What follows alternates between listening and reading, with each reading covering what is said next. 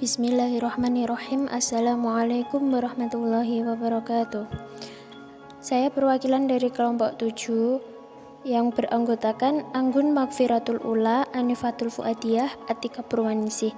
Di sini saya akan menyampaikan hasil diskusi kami mengenai teknik penyusunan instrumen tes. Yang pertama, ada langkah-langkah menyusun instrumen tes, yaitu memutuskan atau menentukan tes, mengidentifikasi hasil belajar atau learning outcomes, memandai hasil belajar yang spesifik yang merupakan tingkah laku atau aktivitas yang bisa diamati atau sesuai dengan TIK. Selanjutnya, merinci mata pelajaran atau bahan pelajar yang akan diukur, menyiapkan tabel spesifikasi sebagai dasar penyusunan tes.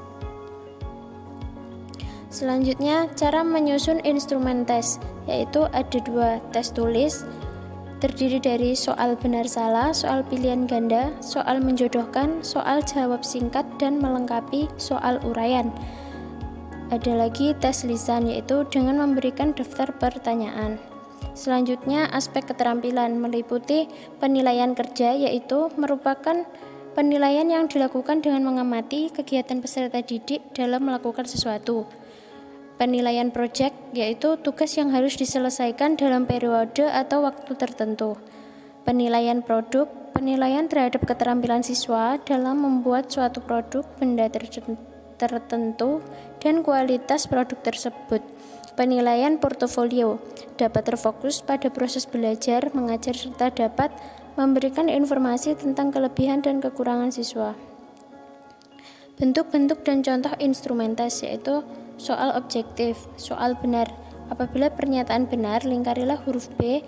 Apabila pernyataan salah, lingkarilah huruf S. Soal pilihan ganda, jenis soal yang dalam menjawabnya memungkinkan sebuah atau satu pertanyaan soal yang memiliki lebih dari satu jawaban benar dari option atau pilihan A, B, atau C, D, atau E yang diberikan. Peserta ujian dapat memilih lebih dari satu jawaban. Soal menjodohkan, salah satu bentuk soal yang terdiri dari 2 pernyataan. Pernyataan pertama biasanya ditulis pada lajur sebelah kiri atau pada bagian atas. Pernyataan yang kedua biasanya diletakkan di sebelah kanan atau bawah. Selanjutnya, soal subjektif, jawaban singkat dan melengkapi. Singkat, apakah sistem pertahanan yang diterapkan pasukan Belanda menghadapi perlawanan kaum Paderi? Yang melengkapi, kerjasama yang bersifat struktural dan fungsional yang harmonis, disebut titik-titik.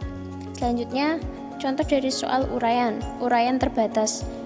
Tuliskan perbandingan antara status sosial dan peran sosial. Uraian bebas, bandingkan hubungan internasional pada masa Presiden Soekarno dan pada masa Presiden Soeharto. Gunakan referensi yang relevan. Mungkin hanya itu yang dapat saya sampaikan. Apabila ada kurang lebihnya, saya mohon maaf. Semoga bermanfaat bagi kita semua. Billahi taufiq wal hidayah. Wassalamualaikum warahmatullahi wabarakatuh.